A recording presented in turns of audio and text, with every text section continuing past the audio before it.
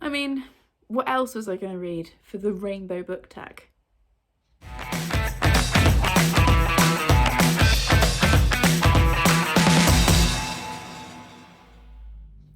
Hi everyone, welcome back to the channel. Today I'm doing the rainbow book tag, which I have found, I've got my laptop here, via Beckel Books, so I will link their video. I think it originally came from a blog post from, no actually it doesn't say, it just says Marie's original post, so I will link the video I found it on and the original post.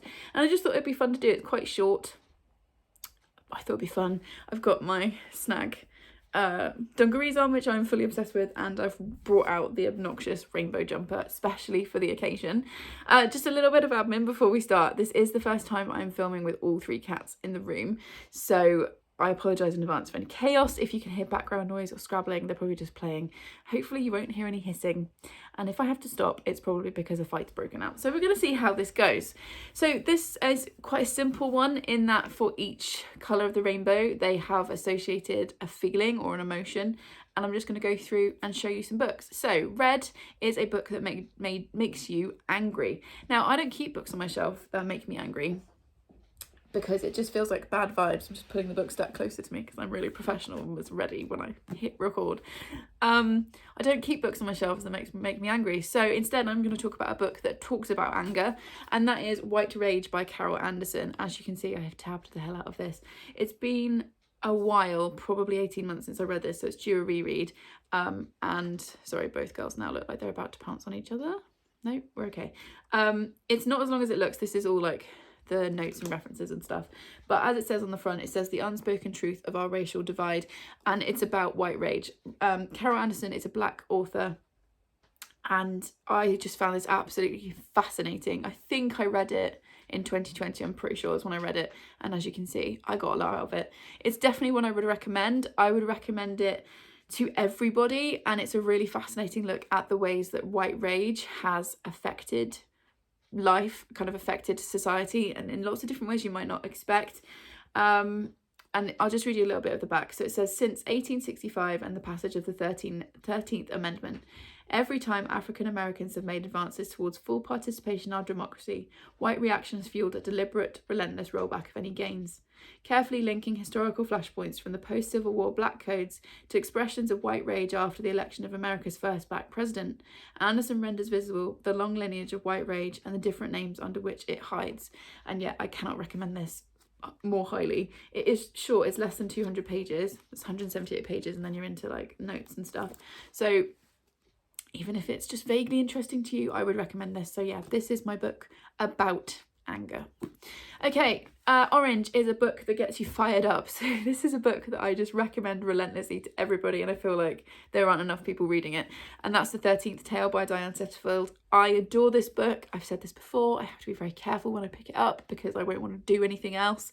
I have been known to read it all in one day, and it's just a story. There's just something about this book that gets me fired up, and I will always recommend it. We're following a writer who is summoned to this big manor house where a very famous author is ready basically to tell her life story, and there's always been this mystery around the 13th tale. She published a book of stories called The 13th Tale, only had 12 stories in it, and it's looking at her life story, family secrets, and what the 13th tale is, and I adore it.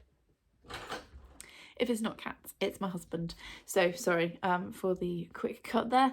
But yeah, this is The 13th Tale, and it's a book that I absolutely adore. And it's even got orange writing on the cover. So that is my pick for a book that gets me fired up. Yellow, a book that makes you want to sit in the sun and read. I'm not a seasonal reader, and I was looking at my shelves, I was like, I really don't have many like traditionally summery books, but this is a book that I read in the summer in the sun, and I will link my August wrap-up vlog if you want to see me reading it in sunshine, and that is Lessons in Chemistry by Bonnie Garmus. And yes, this is a beautiful signed first edition from Toppings, which I got when I went to see Leanne and Harry in the spring. And this is about a story about, oh my goodness, what is her name? It's one of my favourite books of the year. Elizabeth Zott, that's it, who is a chemist. And it's the 50s and 60s, and it's the story of her life and how she ends up on TV presenting this cooking show. But she does it in a way where she presents cooking as chemistry, which obviously it is. And I absolutely adored this book. It's got several different points of view. There's an amazing dog in this called 630. It's heartbreaking. It looks at grief. It looks at kind of squashed ambition. It looks at feminism. And I absolutely adore this and gave this 5 stars. So I think this will forever be a book that I now link with summertime. And now here comes Sav to knock over my book, my pile of books for me. Okay, question green, colour green, a book that makes you feel peaceful. I've got to go for this one. This is The Boy, the Mole, the Fox and the Horse by Charlie Mackey. And this was absolutely huge all over BookTube in like 2020.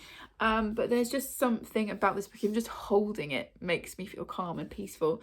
And it's kind of difficult to describe because it's kind of just a series. This is his like opening thing about why he wrote the book, but it's just this series of these beautiful illustrations with this little story running through about the boy, the mole, the fox and the horse.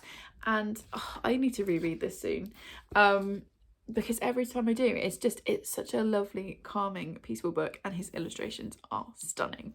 Okay, Blue, a book that breaks your heart.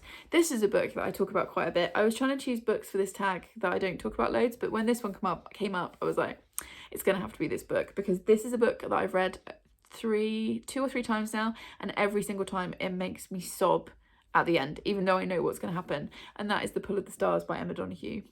This book, honestly, it makes me like cry to the point where I can't breathe. And we are in Dublin in 1819, I think. Yes, 1918 even.